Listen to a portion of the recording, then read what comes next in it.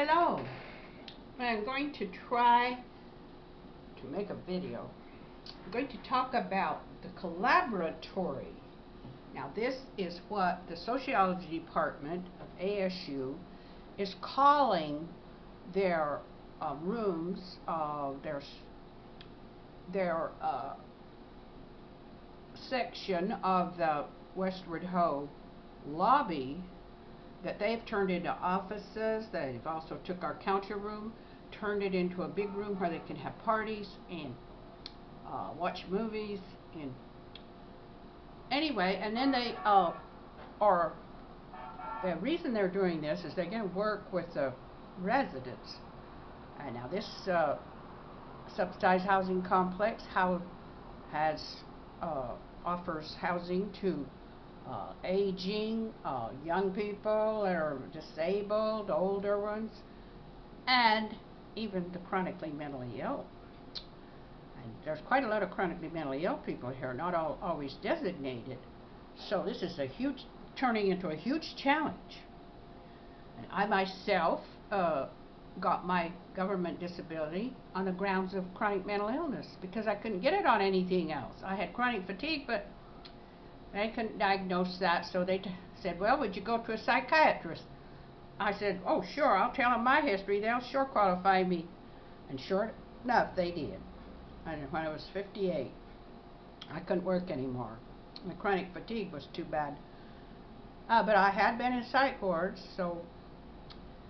But they give you free counseling, and I have a lovely senior. Oh, we're very good friends by now. I think she's a very sensible girl. And I asked her the other day how she could stand to hear about all these terrible things that us residents tell her. And she said, well, they help us. They tell us we can burn out. And, well, this winter, there's been so much going on that pretty scary that I'm sure that she needed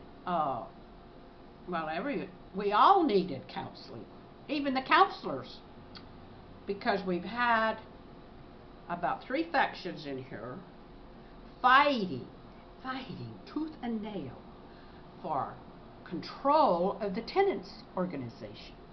Now you would not think that people would fight so hard to lead this, just a mere residents organization. But this subsidized housing and Westward Ho is a historic building. So they are, people, it's an address that people want. And, well, we've had people in prison come in here, and this year we had somebody just got out of prison not long who felt this was the perfect place for him to take over the tenants organization. So he immediately tried to take over, and we tried to stop him. And then we also had the former president who wanted to get back in there and take over again, because he missed being the president, and he told me that he planned to throw his hat in the ring again. And I happened to didn't want him to do that, so I sort of sided with another faction who didn't want him to do it either. And I said, well, we've got to fight. We can't let that former president get in or that guy just out of prison get in. We've got to fight. And so let's see, I got on the board. I went to become a volunteer in the people's room, and well, things got heated up very soon. Pretty soon, death threats were being left on vehicles in the parking lot. And of course, I reported that to the Sociology department, and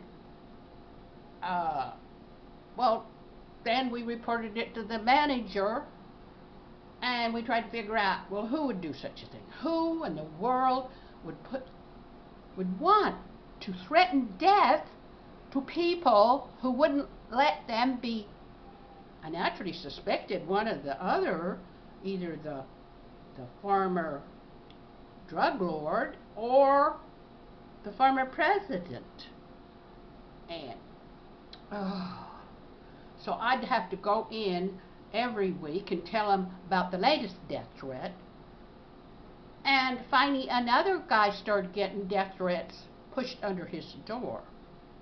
He was quite a hothead, and he was naturally connected to the middle faction that I belonged to, that we were trying to stop this one and this one, and and right in the middle of all this, you know, I'm 85, I found out that I had irregular heartbeat.